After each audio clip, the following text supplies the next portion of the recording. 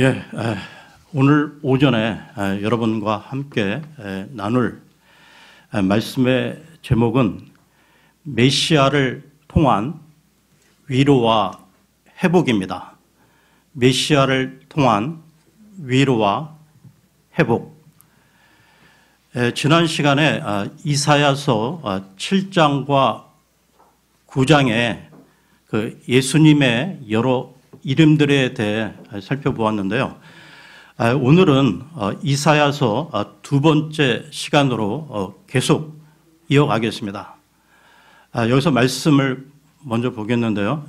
이사야서 11장 1절에서 5절을 보겠습니다. 이사야서 11장 1절에서 5절입니다.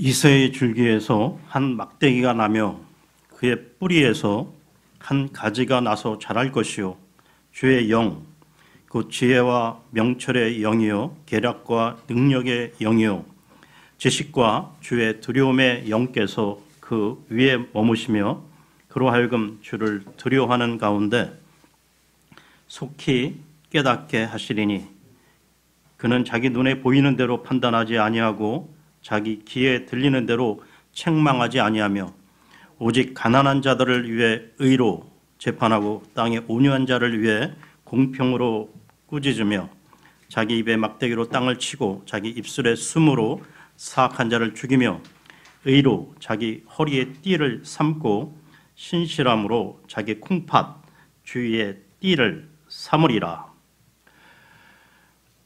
여러분 나무 중에 포플러, 이 포플러라는 나무가 있는데요. 이 나무는 생명력이 강해서 여간에서 잘 죽지 않는다고 합니다. 그 포플러 나무를 벌목해서 그루터기만 남겨놓아도 그 그루터기에서 이 가지가 나와 잘 자라기 때문이라는 것이죠. 그런데 금방 읽은 이 이사야서 11장에서의 그루터기는 죽은 지 약 600년의 시간이 흐르게 됩니다. 이사야의 이 예언이 예수님을 통하여 성취되기까지 다윗 왕조의 뿌리와 그루터기는 죽어 있었던 것이죠. 죽은 뼈를 살게 하고 아론의 지팡이에서 싹이 나고 열매를 맺히게 하시는 창조의 하나님께서는 죽은 왕조의 그루터기에서 새로운 가지가 나오고 꽃이 피고 열매를 맺게 하셨던 것입니다. 인류를 살릴 이 메시아는 유다 지파를 통하여 올 것이라고 오래전 야곱이 예언했는데요. 이와 관련해 창세기로 가겠습니다. 창세기 49장 8절에서 10절을 보겠습니다. 창세기 49장 8절에서 10절입니다.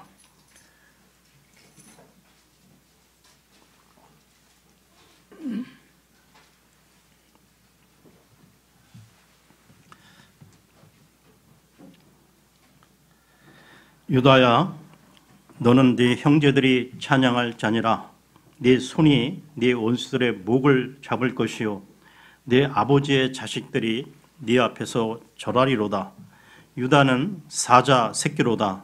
내 아들아, 네가 탈취한 것을 떠나서 위로 올라갔도다. 그가 엎드리고 웅크린 것이 사자 같고 늙은 사자 같으니 누가 그를 깨어 일어나게 하리요.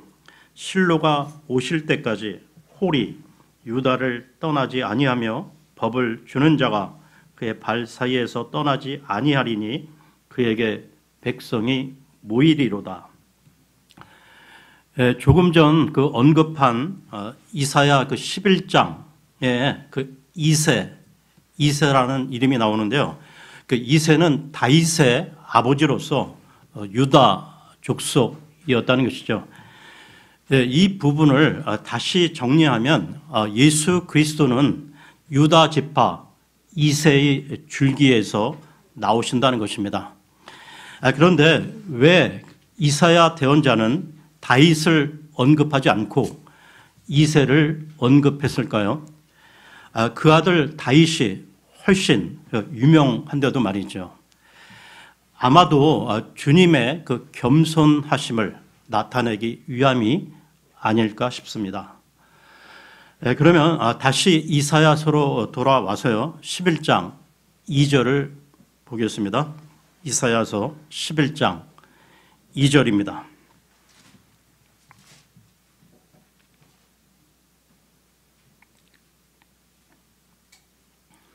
주의 영, 곧 지혜와 명철의 영이요 계략과 능력의 영이요 지식과 주의 두려움의 영께서 그 위에 머무시며,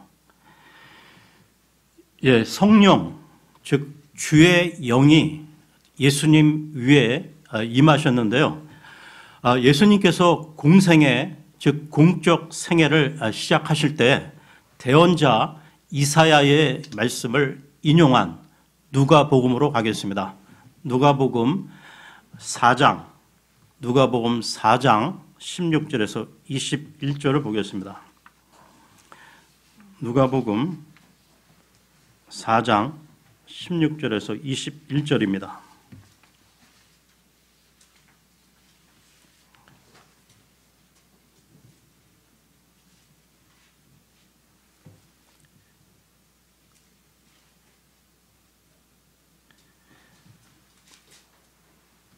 그분께서 자기가 자라난 나사렛에 가사 자기의 관례대로 안식일에 해당에 들어가 읽으려고 서시니 섬기는 자가 대언자 이사야의 책을 그분께 넘겨드리거늘 그분께서 그 책을 펴서 이렇게 기록된 데를 찾으시니라.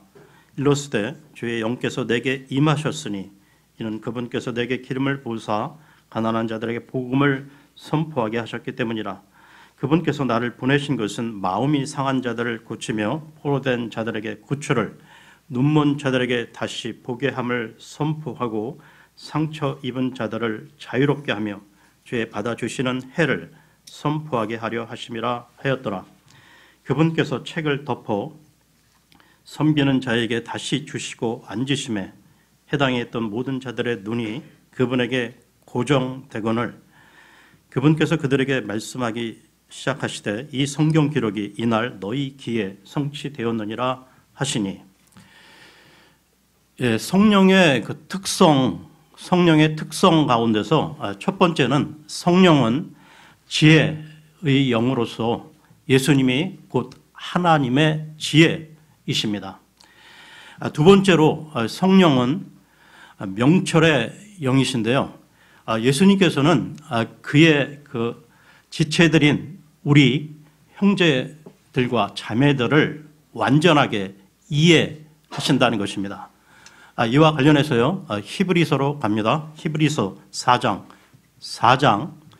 14절에서 15절을 보겠습니다. 히브리서 4장 14절에서 15절입니다.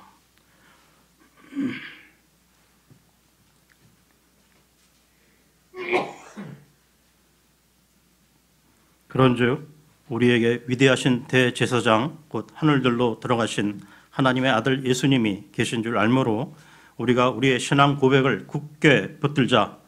우리에게 계신 대제사장은 우리의 연약함의 감정을 몸소 느끼지 못하시는 분이 아니요 모든 점에서 우리와 똑같이 시험을 받으셨을 때 죄는 없으신 분이시니라. 세 번째로 성령은 계략의 영으로 예수님은 위대한 카운셀러, 조언자가 되신다는 것입니다. 네 번째로 성령은 능력의 영이신데요. 이와 관련해 로마서로 가겠습니다. 로마서 1장 4절입니다. 로마서 1장 4절입니다.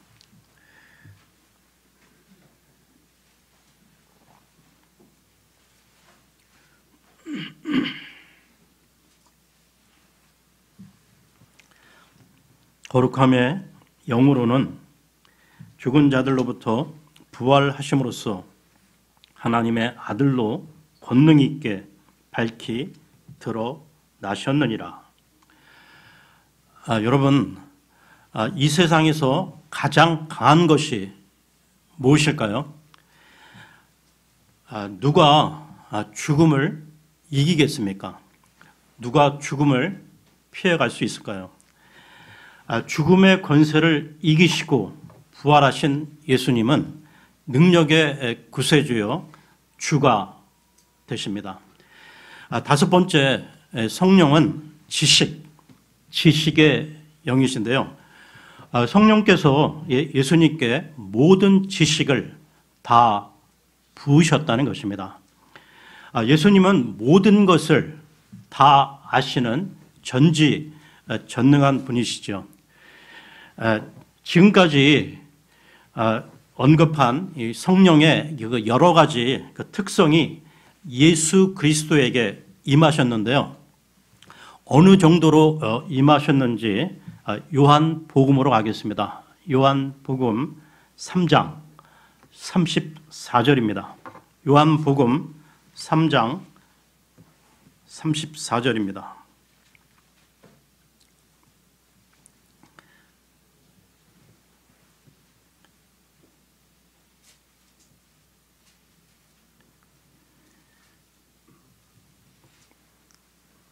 요한복음 3장 34절입니다. 하나님께서 보내신 분은 하나님의 말씀들을 말하나니 이는 하나님께서 그분에게 성령을 한량없이 주시기 때문이라. 이처럼 예수님은 성령이 한량 없으신 분이십니다. 그러면 다시 이사야서로 돌아와서요. 이사야서 28장 16절에서 17절을 보겠습니다. 이사야서 28장 16, 17절입니다.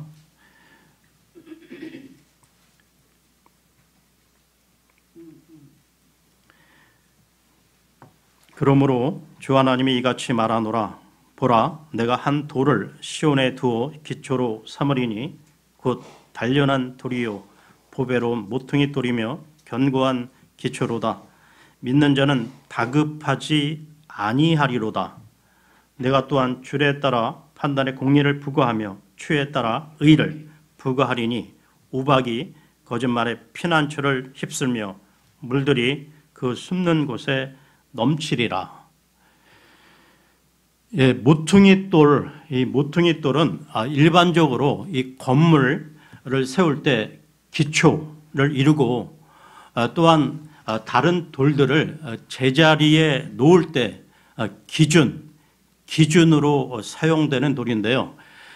그러면서 그 와중에 이 다른 돌들을 일직선으로 맞추기 위해 다림줄을 내려뜨렸다는 것입니다. 그러니까 지어지는 이 건물이 제대로 이 건축되려면 다른 돌들은 모퉁이 돌에 맞추어야만 했던 것이죠. 이 모퉁이 돌은 또한 이 구조물의 여러 부분들을 결합시키는 역할도 했다는 것입니다. 성경은 예수 그리스도를 교회라는 이 건물의 모퉁이 돌이라고 말하고 있는데요. 에베소서로 가겠습니다. 에베소서 2장 19절에서 22절입니다. 에베소서 2장 19절에서 22절입니다.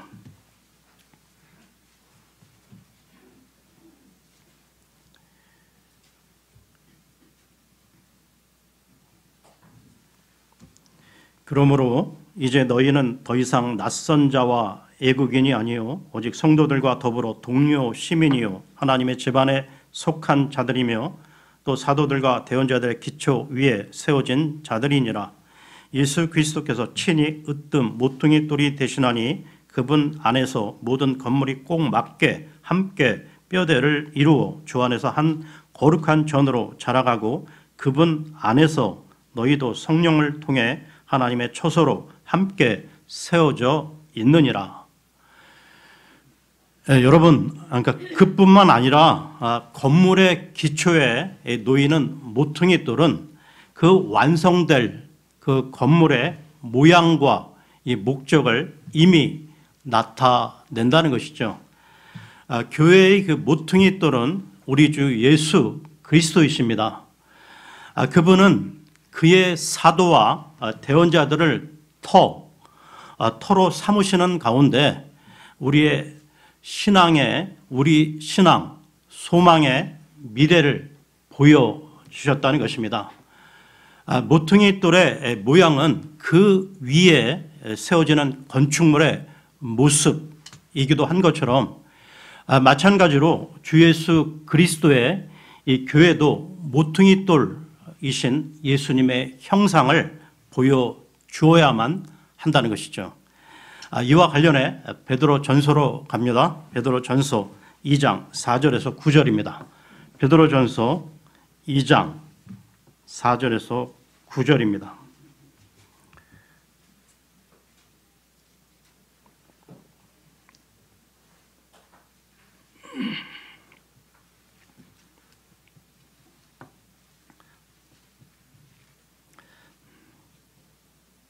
참으로 사람들에게는 거부당하였으나 하나님께는 선정받은 돌, 곧 보배로운 산돌이신 그분께 나와 너희도 살아있는 돌들로서 영적 집으로 건축되고 예수 그리스도를 통해 하나님께서 받으실 만한 영적 희생물을 드리는 거룩한 제사장이 되었도다.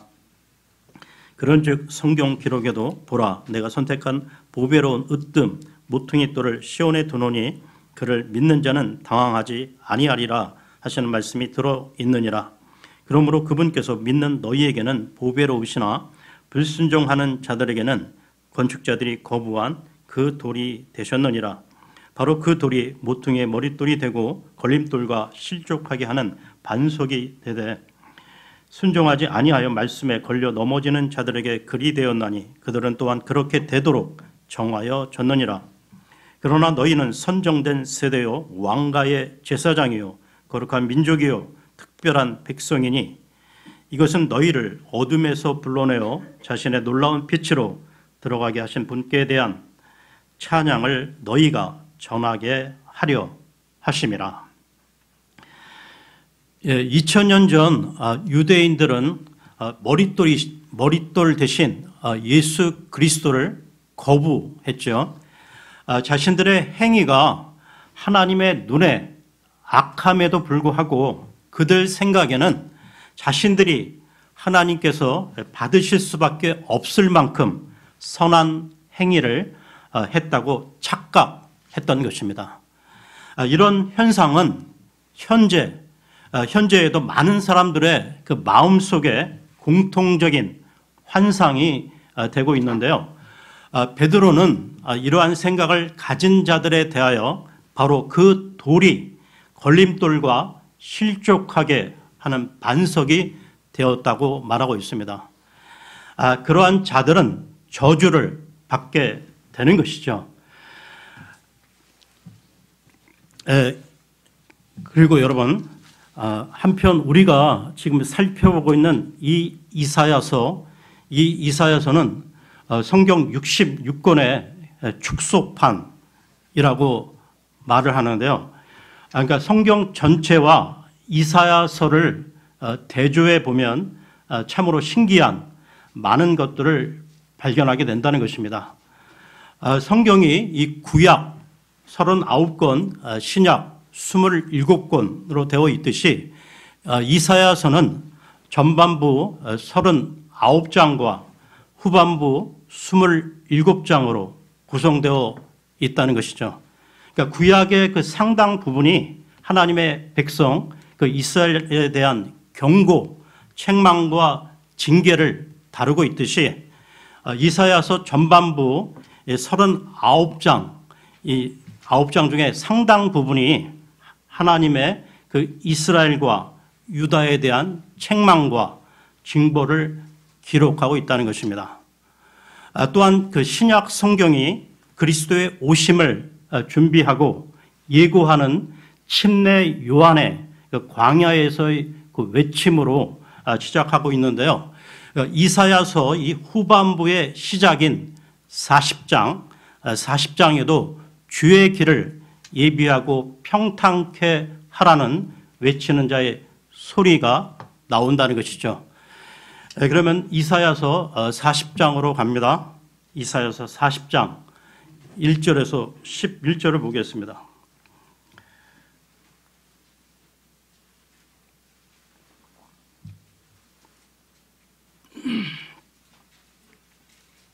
이사야서 40장 1절에서 11절입니다.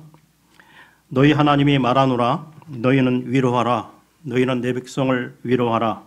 너희는 위로하면서 예루살렘에게 말하며 그녀에게 외치되 예루살렘의 싸움은 끝났고 그녀의 불법은 용서되었나니 그녀가 자기의 모든 죄로 인하여 주의 손에서 2배를 받았느니라 할지니라. 광야에서 외치는 자의 소리가 있어 이르기를 너희는 주의 길을 예비하라. 사막에서 우리 하나님을 위해 큰 길을 곧게 만들라.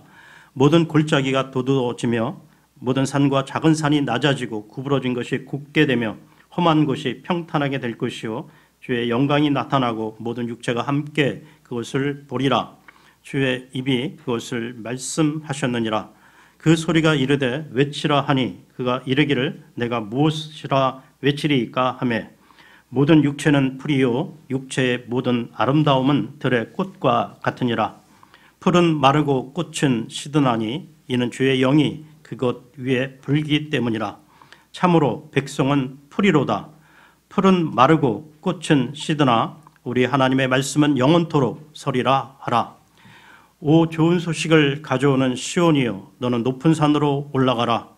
오 좋은 소식을 가져오는 예루살렘이여 힘써 네 소리를 높이라. 두려워하지 말고 소리를 높여 유다의 도시들에게 이르기를 너희 하나님을 보라 하라. 보라 주 하나님께서 강한 손과 더불어 임하실 것이요 그분의 팔이 그분을 위하여 다스리리라. 보라 그분의 보상이 그분께 있고 그분의 일이 그분 앞에 있도다. 그분께서는 목자같이 자기 양떼를 먹이시고 어린 양들을 자기 팔로 모아 품에 안아 옮기시며 어린 것들과 함께하는 어미들을 부드럽게 인도하시리로다. 지금 읽은 이사야서 이 40장 1절에서 이 11절은 이후 이사야서 전체를 아우르는 핵심을 담고 있는데요. 바로 메시아를 통한 미래의 회복입니다. 미래의 회복. 지금 읽은 이사야서 40장 1절을 다시 보십시오. 40장 1절은 위로하라는 이 말씀으로 시작되고 있습니다. 그런데 어떻게 무엇으로 위로한다는 말입니까? 1절 이하에 보면 3가지 근거를 가지고 위로하고 있음을 보게 됩니다. 첫 번째로 이 하나님은 우리의 하나님이 되신다는 언약을 통해 위로하시는데요. 1절에 너희 하나님이라 하셨고 내 백성을 위로하라고 하면서 내 백성이라고 말하고 있습니다. 내 백성이라는 말은 언약과 관련하여 구약의 중요한 개념이라 할 수 있는데요. 그러니까 지금까지 슬프고 가슴 아픈 사건들이 많이 있었지만 그럼에도 불구하고 하나님은 그 열조들과 이 맺었던 언약을 파기하지 않았음을 보여주고 있습니다. 하나님을 배반했던 그들을 향해 여전히 내 백성이라고 받아주시는 그 사랑을 보십시오.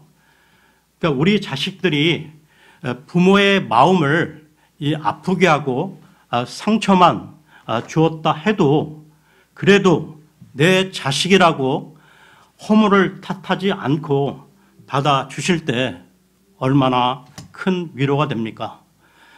하나님은 여전히 우리를 내 백성이라고 하시며 언약을 확인시켜 주시는데요.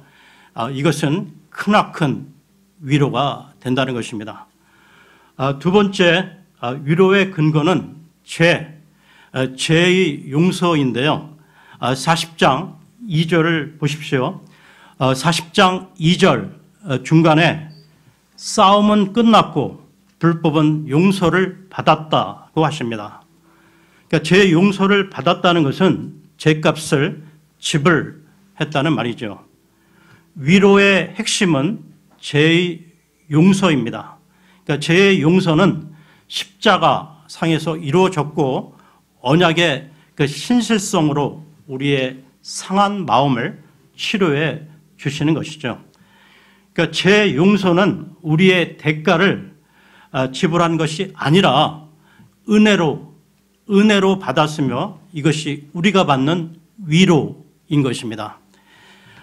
다음 세 번째 그 위로의 근거는 예수 그리스도의 오심인데요. 40장 9절, 10절, 11절을 다시 보십시오. 40장 9절, 10절, 11절은 예수 그리스도의 오심을 예언하고 있다는 것입니다. 9절에서 높은 산에 오르라는 말씀은 적군의 그 침입을 알리기 위하여 파수대에 서서 알렸던 일을 염두에 둔 표현인데요. 그러니까 널리 알리라는 말씀입니다. 그리고 9절에서 이 좋은 소식이란 1차적으로 바빌론의 이 포로로 잡혀갔던 이스라엘의 기환을 말하지만 더 나아가 성육신하여 오실 예수 그리스도에 관한 소식인 것입니다. 계속해서 40장 11절을 보겠습니다. 40장 11절입니다. 그분께서는 목자같이 자기 양떼를 먹이시고 어린 양들을 자기 팔로 모아 품에 안아 옮기시며 어린 것들과 함께하는 어미들을 부드럽게 인도하시리로다. 이 구절은 예수 그리스도의 사역을 보여주고 있는 건데요. 여러분, 구약 성경에서 이 대언자들의 이 메시지는 항상 다중적 의미를 지니고 있다는 것입니다. 1차적으로는 대언자가 살고 있는 그 시대에 대해 대언하면서 더 나아가 닥쳐올 미래에 대한 예언을 하고 있다는 것이죠. 그러면서 그 가운데 이 메시아의 출현과 그로 인한 궁극적인 하나님의 나라, 곧 새하늘과 새 땅을 말하고 있다는 것입니다. 그래서 이 대언서 그 중에서도 특히 이 이사야서에는 예수 그리스도의 사역이 많이 예언되어 있다는 것이죠. 이 메시아가 오실 것이라는 것은 이스라엘 백성들에게 가장 큰 위로였는데요. 마찬가지로 은혜 시대, 교회 시대를 살아가는 우리들 또한 예수 그리스도의 다시 오심에 대해 큰 위로가 된다는 것입니다. 오늘 말씀을 정리하겠습니다. 구약의 하나님은 자기 이스라엘 백성들을 징계하셨지만 그들을 다시 싸매 주시고 회복시켜 주셨다는 것이죠. 이것은 하나님의 언약이 파기되지 않았음을 보여주는 것입니다. 저들의 잘못과 죄악을 책망하시고 징계하셨지만 그러나 하나님은 그들을 버려두지 아니하시고 치유하심으로 회복시켜 주셨다는 것이죠. 여러분, 어떤 그 교육학자는 어린 자식이 잘못을 범하면 부모가 그 징계의 매를 들었다 해도 그 후에 반드시 안아주라고 말을 합니다. 그러니까 부모의 변함없는 사랑을 보여주라는 것이죠. 여러분, 마찬가지로 하나님은 우리를 징계하시기도 하지만 그것은 우리를 사랑하시기 때문이라는 것이죠. 다시 우리를 싸매 주시고 우리를 내 백성이라고 위로하십니다. 이사야서 오늘 이 40장은 우리가 하나님의 언약 백성이라는 사실을 통해 우리를 위로하고 참 위로자 되신 예수 그리스도가 오실 것을 예언하고 있다는 것이죠. 예수 그리스도는 우리의 완전한 회복자이시며 영원한 나라의 소망 자체가 되십니다. 여러분, 우리의 환경과 여건과 처지가 아무리 암울하다 하더라도 그것과 관계없이 오늘도 주님 안에서 참 위로와 평안을 누리시는 우리 모든 지체분들이 되시기를 기원합니다. 오늘은 여기까지 하겠습니다.